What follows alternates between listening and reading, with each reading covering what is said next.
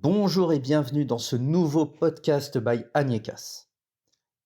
Alors aujourd'hui les amis, on va parler d'un nouveau thème et un thème d'actualité puisqu'il s'agit des vacances scolaires. Alors c'est bien connu, on entend partout que les enseignants sont toujours en vacances, qu'ils ont plus de vacances dans l'année que de temps de travail. Et bien évidemment, si vous interrogez des enseignants, ils vous diront probablement que ces vacances sont nécessaires pour décompresser, qu'ils en consacrent une importante partie à du travail de préparation, et c'est d'ailleurs vrai dans la plupart des cas. Cependant, si on compare avec le secteur privé, c'est vrai qu'il y a une réelle différence, et que les personnes qui travaillent dans le secteur privé ont beaucoup moins de vacances. Je ne dis pas que les vacances du professeur des écoles ou d'autres professeurs dans l'enseignement ne sont pas nécessaires. Attention, je fais juste un simple comparatif, une simple comparaison entre l'enseignement et le secteur privé, où c'est assez variable. Mais un professeur des écoles a environ 16 semaines de vacances par an. Je parle face à élèves. Du coup, quand j'entends vacances, je veux dire qu'ils ne sont pas face aux élèves. Je ne parle pas du travail à la maison.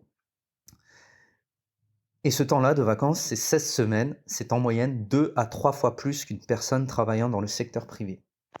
C'est un avantage de la profession, non négligeable, car cela dégage du temps que vous n'avez pas à passer en responsabilité d'une classe.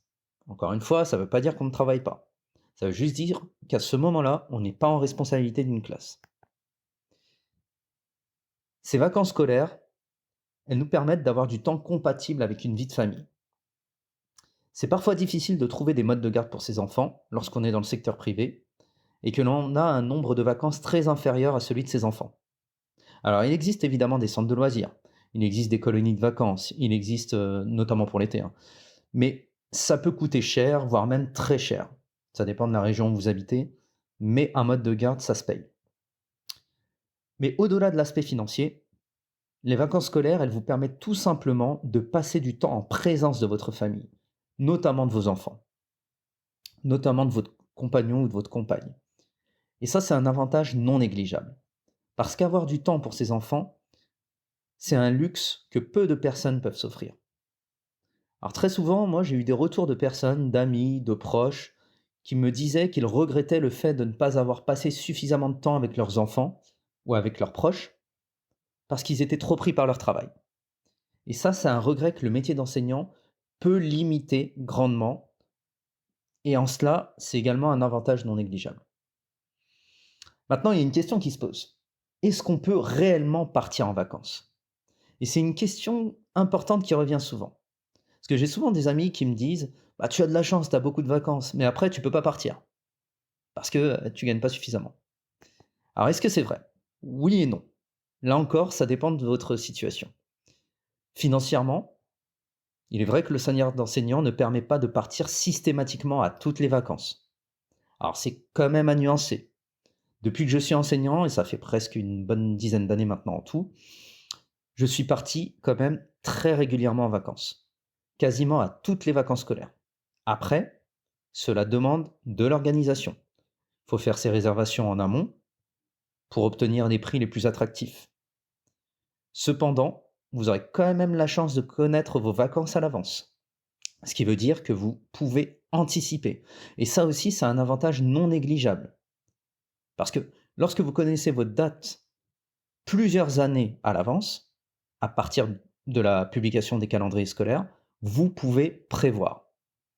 Et si vous travaillez dans le privé ou si vous avez des gens autour de vous qui travaillent dans le privé, dans différentes entreprises, quels que soient les secteurs, vous savez que cette capacité d'anticipation, elle n'est pas toujours réelle.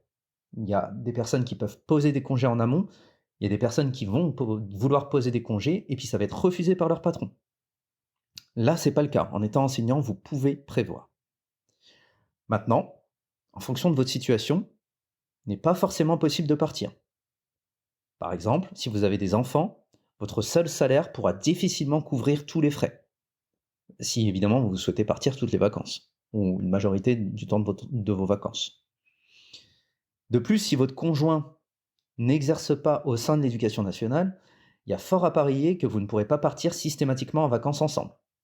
Donc il faudra donc soit partir avec des amis ou de la famille, mais accepter d'être sans votre moitié. Voilà, c'est la fin de ce podcast. J'espère que le contenu vous a plu. Si c'est le cas, n'hésitez pas à liker, à partager ou à commenter. Et quant à moi, je vous retrouve très bientôt. Je vous souhaite d'excellentes vacances.